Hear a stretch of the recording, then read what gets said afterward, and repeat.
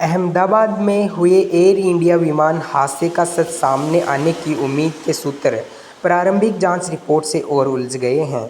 बता दें कि जो प्रारंभिक जांच रिपोर्ट है उसके अनुसार उड़ान AI-171 के दोनों इंजनों में ईंधन पहुंचने वाले स्विच उड़ान भरने के तुरंत बाद बंद हो गए थे, जिसके कुछ सेकंड बाद लंदन जा रहा विमान दुर्घटनाग्रस्त हो गया।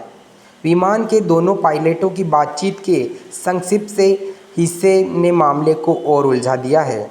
रिपोर्ट के अनुसार कॉकपिट वॉइस रिकॉर्डर में एक पायलट को दूसरे से पूछते सुना गया है कि उसने ईंधन क्यों बंद किया, तो जवाब मिला कि उसने ऐसा नहीं किया। यह स्पष्ट नहीं किया गया है कि कौन सी आवाज़ किस पायलट की है। 10 क्रू सदस्यों और 241 यात्रियों सहित इस हादसे में 260 लोग मारे गए थे। उन्हें न्याय मिलने का इंतजार अंतिम रिपोर्ट आने तक अधर में लटका गया है। विमान दुर्घटनाग्रस्त अन्वेषण ब्यूरो की रिपोर्ट के अनुसार दोनों ईंधन नियंत्रण स्विच, जिनका उपयोग ईंधन को बंद करने के लिए किया जाता है, उड़ान भरने के तुरंत बाद कट ऑफ स्थिति में चले गए थे। यह नहीं बताया गया है कि यह कैसे हुआ या किसने किया। हालांकि पायलटों ने दोनों स्विच चालू कर दिए थे, लेकिन विमान को ऊपर उठाने के लिए आवश्यक ऊर्जा जुटाने में सफल नहीं हो सके। रिपोर्ट के अनुसार जब विमान ने उड़ान भरी उस समय सह पायलट विमान उड़ा रहा था और कप्तान निगरानी कर रहा था। रिपोर्ट के संकेत पायलटों को संदेह के दायरे में लाते हैं, जबकि दोनों पायलट अत्यंत अनुभवी थे।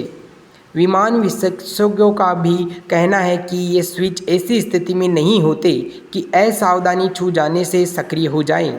प्रारंभिक रिपोर्ट विमान के ऑपरेटरों को फिलहाल कार्रवाई से बख्श देती है। विमान के उड़ान भरने के लगभग तुरंत बाद की CCTV फुटेज से पता चलता है कि रेम एयर टरबाइन R80 नामक बैकअप ऊर्जा स्रोत सक्रिय हो गया था, जो इंजन में ऊर्जा की कमी का संकेत देता है। सवाल उठता है कि इस ओर वायु यातायात नियंत्रक का ध्यान क्यों नहीं गया, वरना पायलट के आपातकालीन संकेत मैडे मैडे मैडे जारी करने से पहले ही सहायता मिल सकती थी। नागर विमानन राज्य मंत्री मुरलीधर मोहाल की यह बात समझदारपूर्ण लगती है कि प्रारंभिक रिपोर्ट और पायलटों से बातचीत निष्कर्ष नहीं निकाला जा सकता। विमान के रखरखाव में कमी, लापरवाही या साजिश का नतीजा था, यह जानने के लिए अंतिम जांच रिपोर्ट का इंतजार करना पड़ेगा।